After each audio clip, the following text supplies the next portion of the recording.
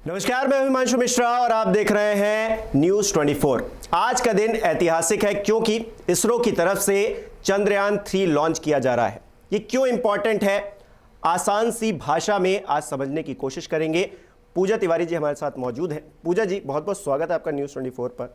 As a astronomer, आपको क्या लगता है ये चंद्रयान 3 इतना इंपॉर्टेंट हमारे लिए क्यों है, और ये लॉन्च होने से भारत को खासकर क्या फ़ायदा होने वाला है? चंद्रयान 3 अपने आप में बहुत ज़्यादा इंपॉर्टेंट है। रीज़न उसके बिहाइंड ये है कि 3 साल पहले, means this is the 4th year, ये 4था साल हमारा चल रहा है। तो 3 साल पहले हमने सेम मिशन किया था, एंड उसके बाद जब हमारा, आप सबको पता ही होगा, जब हमने वो लैंडिंग करी थी चांद के ऊपर, एंड जब वो लैंडिंग सक्सेसफुल नहीं हो पाई थी, मतलब हम इतने करीब जाके चांद पर हम वहाँ उतर नहीं पाए थे एक छोटे सॉफ्टवेयर ग्लिच की वजह से। एंड उसके बाद ये वाला मिशन करना हमारे लिए बहुत ज़्यादा इम्पॉर्टेंट था।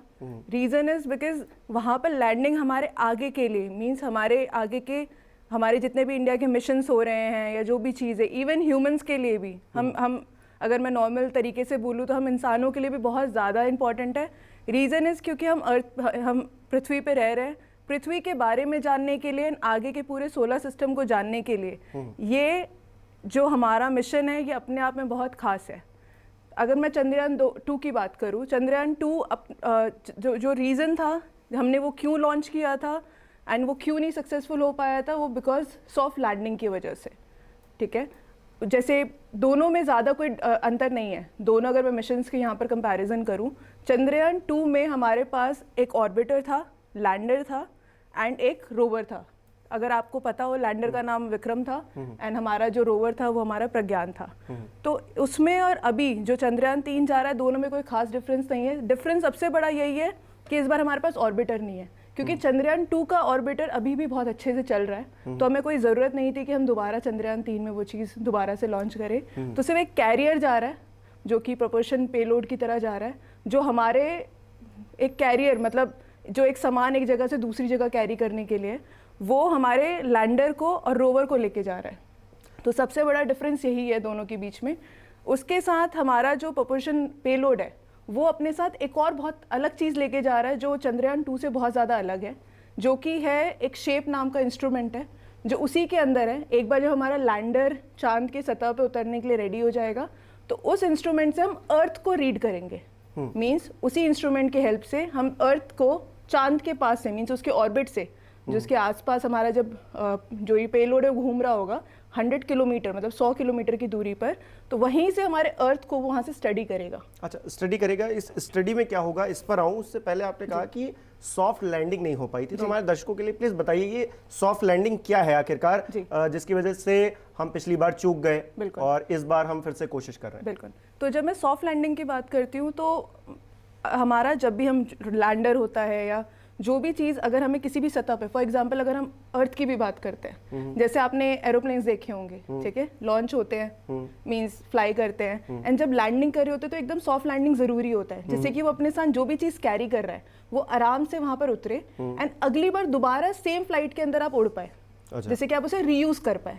सिमिलरली जब हम किसी भी सॉफ्ट लैंडिंग की बात करते हैं किसी प्लैनेट के ऊपर भी, तो लेट्स से हमने एक रोवर भेजा है वहाँ पर, ठीक है, आपका रोवर वहाँ लैंडर ने लैंड करा वहाँ पर, तो वो लैंडिंग अगर सॉफ्ट रहेगी तो आपके पूरे लैंडर की जो बॉडी है उसके ऊपर कोई इफेक्ट नहीं पड़ेगा। अच्छा, मीन्स हम उसको दोबारा रीयूज़ कर सकते हैं, हम वापस से हमारे रोवर को उसमें कैरी बैक कर सकते हैं and we can bring it back, हम वापस उसको अपने साथ लेकर आ सकते हैं अर्थ के ऊपर, सो दैट हम उसकी रीडिंग्स को यहाँ पर भी एनालाइज कर पाए।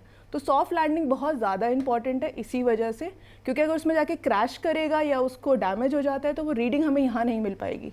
अच्छा, ये जो लैंडर, रोवर और ऑर्बिटर है, इसके बारे में समझाइए। हमारे दर्शक, ये टेक्निकल थोड़े वर्ड्स हैं, समझने में थोड़ी प्रॉब्लम होती है, आसान सी भाषा में बताइए क्या है आखिरकार। तो अगर मैं तीनों के बीच में बहुत आसान शब्दों में अगर मैं समझाऊं, ऑर्बिटर, जैसे आपने मून सामने से देखा होगा, ठीक है, आप डेली रात को मून को देखते हैं।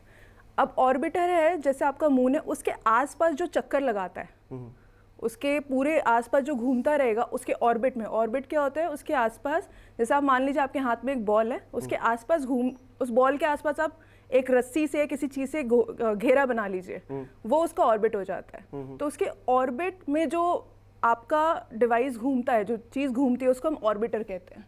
लैंडर होता है वो ऑर्बिटर से आपके जो आपका जो मून होगा उसके अंदर वो एंटर करेगा, उसके एटमॉस्फेयर में, मीन्स उसके अंदर एटमॉस्फेयर नेग्लिजिबल है बट उसके अंदर एंटर करेगा एंड उसका जो सरफेस है उस पर जाके लैंड करेगा। मतलब जो सतह पर जाके लैंड करता है उसको हम लैंड, मतलब उसको वहाँ पर जाके उतरेगा, उसको हम लैंडर बोलते हैं।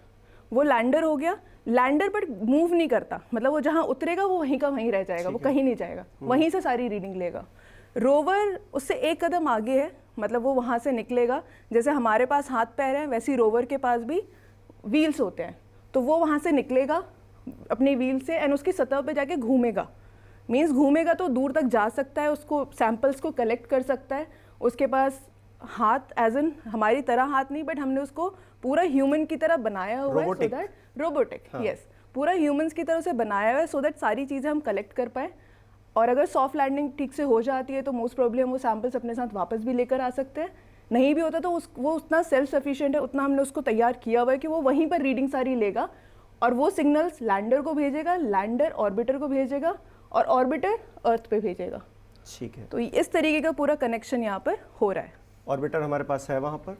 हाँ जी, ऑर्बिटर पहले दो चीजें जा रही हैं सिर्फ? बिल्कुल, सिर्फ दो चीजें जा रही है, लैंडर जा रहा है और हमारा रोवर जा रहा है, जो लास्ट टाइम नहीं पहुंच पाया था। ठीक है, अब आपने कहा कि ऑब्जर्व करेगा, तो क्या ऑब्जर्व करेगा, वहां से हमें क्या डेटा मिलेगा जी, जिसका हमें फायदा होगा या फिर हम उसको आगे अपने उन्नति के लिए, विकास के लिए इस्तेमाल कर पाएंगे? क्या होगा वो? तो सबसे पहली चीज़, अगर आपने हम नॉट श्योर आपने सुना होगा या नहीं सुना होगा, जैसे अर्थ के बारे में हमें इतना कैसे पता है? हाँ, हम रहते हैं बट हमें कैसे पता कितने साल पुराना बना हुआ है, कैसे क्या है?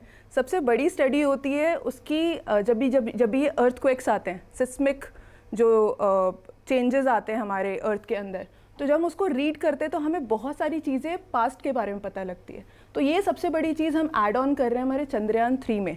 वो जाकर वहाँ पर जो जितने भी वहाँ पर अर्थक्वेक्स आएंगे, जो भी रेडिएशंस रिलीज होंगी, उसको जाके स्टडी करेगा सो दैट हमको पता लगे कि वहाँ एग्जैक्टली मून कैसे बना है, क्या उसकी हिस्ट्री रही है, कैसे उसके अंदर जो लेयर्स हैं, जो भी चीज़ें वो कैसे बनी हुई हैं, वो सारी चीज़ें सबसे पहले रीड करने वाली चीज़ है। सेकेंड, आपको पता है साउथ पोल में वो लैंड कर रहा है। चंद्रयान 2 एंड चंद्रयान 3 में ऑलमोस्ट सिमिलर चीज़ ये है। हाँ, बस उसका लैंडिंग साइट थोड़ा सा चेंज हुआ है लास्ट टाइम से, हल्का सा स्लाइटली चेंज कर दिया गया है इस बार। एंड वहाँ पर जब वो लैंड करेगा, साउथ पोल में है, कम सनलाइट आ रही है, तो सबसे बड़ी चीज़ वाटर की। तो जो थर्मो रेडिएशन जो चेक करना है वहाँ पर कि कहाँ पर वाटर की अवेलेबिलिटी हो सकती है, किस फॉर्म में अवेलेबिलिटी है, उसको चेक करने के लिए सबसे ज़्यादा यूज़फुल रहेगा ये हमारे। उसके साथ साथ एटमॉस्फेयर को भी वो रीड करेगा। तो ये सारी चीज़ें जो सबसे ज़्यादा यूज़फुल है इस बार हमारे लिए चंद्रयान 3 के लॉन्च के बाद। अच्छा, कुछ लोग सोशल मीडिया पे ये कहते हैं कि हमें चंद्रयान की या फिर स्पेस में इतना अपने आप को फैलाने की, अपने आप को इतना एक्सप्लोर करने की क्या ज़रूरत है, चंद्रमा पर जाने की क्या ज़रूरत है? देश में इतनी गरीबी है, चीज़ें हैं, तो हम उस पर ये जो बजट, हालांकि बजट बहुत कम है, 0.8% जीडीपी का है, उसे क्यों ही खर्च कर रहे हैं? तो इसके लिए आप क्या कहेंगी? तो जैसे आपने बोला कि बहुत कम बजट है, अगर हम बाकी की कंट्रीज़ की बात करें, उनके बजट के सामने तो हम कहीं स्टैंड ही नहीं करते। नासा के बजट से इसरो का बजट 15 गुना कम है। बिल्कुल बिल्कुल। उसके बाद भी हम उनके लेवल, ऑलमोस्ट हम उनके लेवल पे पहुंचने की कोशिश कर रहे हैं। हाँ, टाइम लग रहा है बिकॉज ऑब्वियसली कुछ लिमिटेशन हमारे साइंटिस्ट के पास भी है, फिर भी वो बहुत अच्छा कर रहे हैं। ऑर्बिटर को पहुंचा चुके हैं, मैन मिशन प्लान कर रहे हैं, सारी चीज़ें कर रहे हैं। तो ये सब जो हम जितने भी मिशंस करते हैं, क्यों हमें यूनिवर्स के बारे में जानना है, हमें क्यों इंडिया से बाहर निकलना है, वर्ल्ड से बाहर निकलना है, हर एक प्लैनेट का अपना एक टाइम होता है।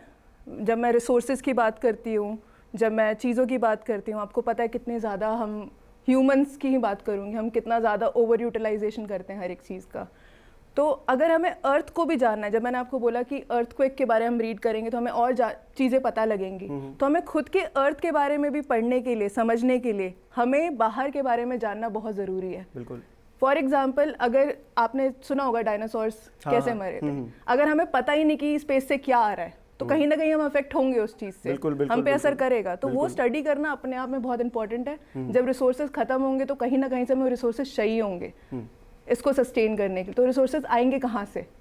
अर्थ को तो हम लोग खत्म कर रहे हैं, पृथ्वी को तो हम खत्म कर रहे हैं, तो यही मिशन हमें आगे चल के फ्यूचर में हेल्प करेंगे, मदद करेंगे कि हम वहाँ से रिसोर्सेज लेकर आएँ और इन सब चीज़ों को यहाँ पर यूटिलाइज करें। तो इसलिए इम्पोर्टेंट है। भविष्य में लोग कह रहे हैं कि अब लोग चंद्रमा पे जाने की तैयारी तो हम लोग कर ही रहे हैं, खैर वहाँ रहेंगे भी, तो क्या पॉसिबिलिटीज़ हैं और कब तक पॉसिबिलिटीज़ हैं, क्या लगता है? पॉसिबिलिटीज़ तो बिल्कुल है। अभी क्योंकि हम शुरू कर रहे हैं, धीरे धीरे लैंड होंगी चीज़ें। अभी तक 3 कंट्रीज जा चुकी है। इंडिया अगर सब कुछ सही रहा, जो कि रहेगा, तो इंडिया चौथी कंट्री बन जाएगी। अमेरिका, चाइना, रशिया के बाद चौथी कंट्री हो जाएगी। इजराइल और जापान ऑलरेडी फेल हो चुका है। इंडिया ने भी सीख ली है 2019 में, अब दोबारा से हम लॉन्च कर रहे हैं। तो सब कुछ हो जाता है तो धीरे धीरे करके कॉलोनीज बेसिक हमारे एस्ट्रोनॉट्स के लिए बनेगी, जैसे कि हम आगे की मिशंस को प्लान करें। एंड उसी के साथ साथ धीरे धीरे फिर वो चीज़ आगे कमर्शलाइज भी होना शुरू हो जाएगी। अगर किसी को वहाँ जाके रहना हो, बहुत सारी फैसिलिटीज़ हैं, तो अभी टाइम लगेगा। 2050 में भी 30 का हमने एस्पेक्ट मतलब टारगेट लेके रखा हुआ है, बट मुझे ऐसा लगता है 2040-2050 तक ये चीज़ पॉसिबल हो जाएगी। 30 तक एटलीस्ट हम एस्ट्रोनॉट्स को तो रहने के लिए कुछ ना कुछ वहाँ पर अरेंजमेंट कर देंगे, बट कमर्शलाइज करने के लिए इट विल टेक थोड़ा सा टाइम लेगा। 2050 तक मोस्ट प्रोबेबली ये चीज़ हो जानी चाहिए।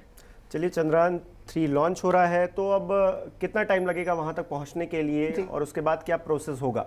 हाँ, तो चंद्रयान 3 का लॉन्च अभी होने जा रहा है, आज लॉन्च हो जाएगा। उसके बाद वो अराउंड 42 डेज़ लेता है, 42 दिन लेगा हमारे चांद तक पहुँचने में। एंड वहाँ पर जाके हमारा टोटल 14 दिन का अर्थ के टाइम से बता रहे हैं। मून का एक दिन हमारे पृथ्वी के 14 दिन के बराबर है। अच्छा। तो मिशन हमारा एक ही दिन का है मून के अकॉर्डिंगली, और यहाँ के 14 दिन। अगर सब कुछ सही रहा तो एक्सटेंड हो जाएगा, नहीं रहा तो एटलीस्ट 14 दिन तक ये पूरा मिशन चलेगा। तो वी आर एक्सपेक्टिंग, हमें जो उम्मीद है वो अगस्त मिड तक हम लोग मोस्ट प्रोबेबली वहाँ पर लैंड कर देंगे।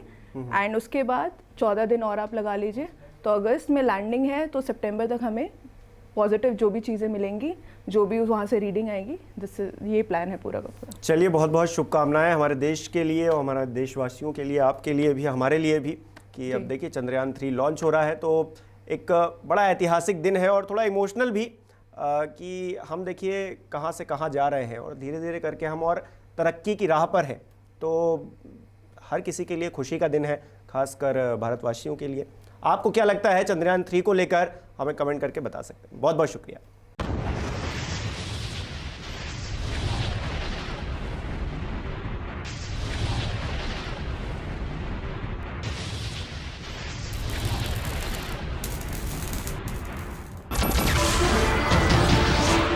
नमस्कार, मैं हूं मानक गुप्ता।